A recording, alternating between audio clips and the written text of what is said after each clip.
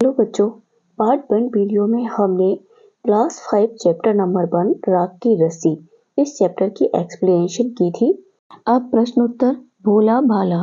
तिब्बत के मंत्री अपने बेटे के भोलेपन से चिंतित रहते थे। तुम्हारे विचार से वो किन किन बातों के बारे में सोचकर परेशान होते थे? किन किन बातों को सोचकर परेशान होते थे? उनका बेटा काफी भोला भाला था, उसके अंदर चालाकी नहीं थी। तो उत्तर में हम लिखेंगे, कहीं उनके बेटे का भोलापन उसकी जिंदगी खराब ना कर दे, कहीं उनके बेटे को कोई मूर्ख बना के उसकी घर संपत्ति ना हड़प ले, ना जाने उनका बेटा पैसे कैसे कमाएगा और जीवन कैसे चलाएगा। इस तरह से हम इसका उत्तर लिख सकते हैं। अगला है, तुम तिब्बत के मंत्री की जगह होती तो क्या उपाय करती? क्या है, तुम तिब्बत के मंत्री की जगह होती तो क्या उपाय करती? क्या उपाय करती? उत्तर में हम लिखेंगे, मैं उनकी जगह होती तो उसे दुनिया की हकीकत से परिचित कराती, अलग अलग किस्म के किस्से कहानियां सुनाती, लोगों की पहचान करना सिखाती, लोगों से सवाल जवाब करना सिखाती। अगला है, शहर की तरफ। क्या है? शहर की तरफ। मंत्री ने अपने बेटे को शहर की तरफ रवाना किया, यानी कि भेजा। मंत्री ने अपने बेटे को शहर क्यों भेजा था? शहर क्यों भेजा था? मंत्री ने अपने बेटे को शहर इसलिए भेजा था ताकि वह दुनियादारी समझ सके और पैसे कमाना सीख सके, वह होशियार बन सके और मुसीबतों का हल निकालना सीख पाए और अच्छे से उसका जीवन यापन हो सके। अगला है, उसने अपने बेटे को भेड़ों के साथ शहर में ही क्यों भेजा? क्या है? उसने अपने बेटे को भेड़ों के साथ शहर में ही क्यों भेजा? उत्तर में हम लिखेंगे, मंत्री जी ने अपने बेटे को भेड़ों के साथ शहर में ही भेजा क्योंकि उन्होंने सोचा शहर के लोग होशियार होते हैं और उनके साथ रहकर मंत्री जी का बेटा भी होशियारी और चालाकी सीख पाएगा। अगला प्रश्न है, तुम्हारे घर के बड़े लोग पहले कहाँ रहते थे? घर में पता करो।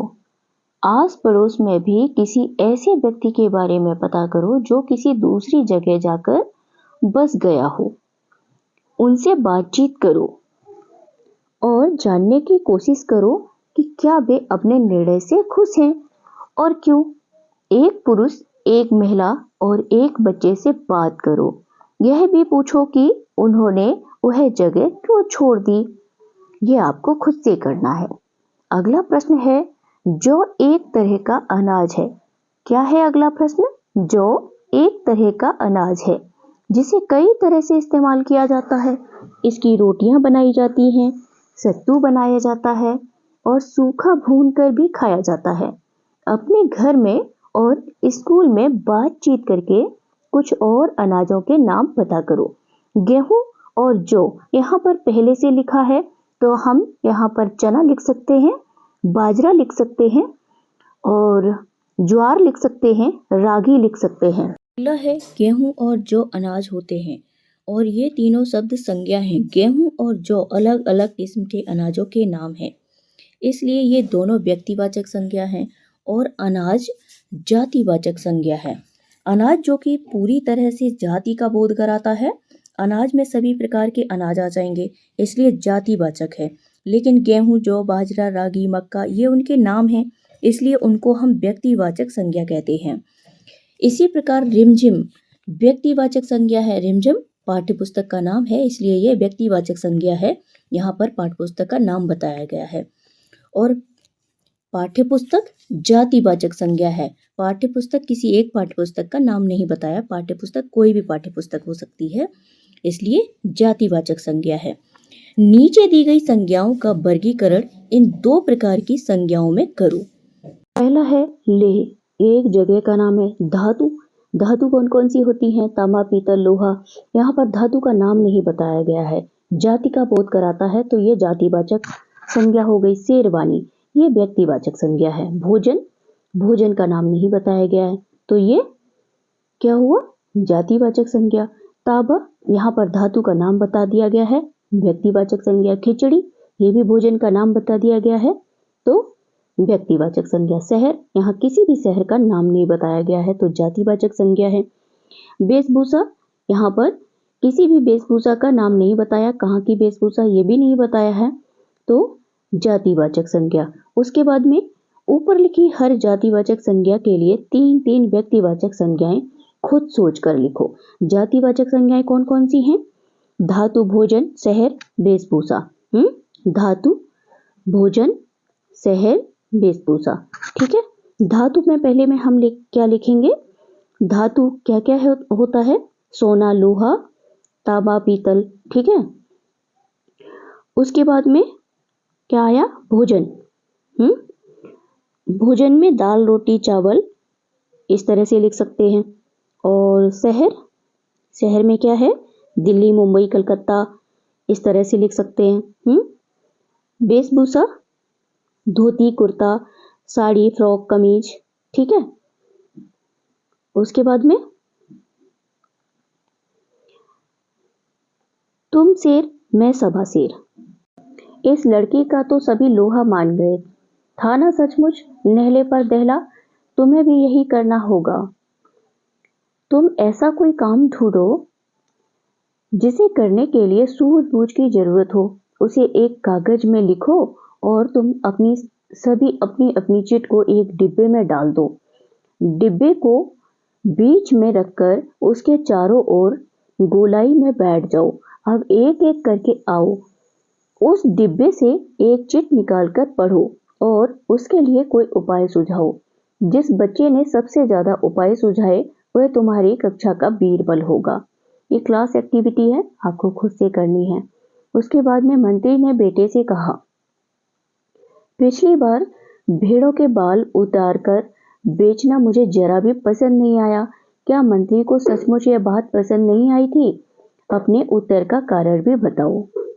हाँ, मंत्री को सचमुच यह बात पसंद नहीं आई थी, क्योंकि मंत्री के बेटे ने लड़की को अपनी समस्या बताकर लड़की से मदद ली थी।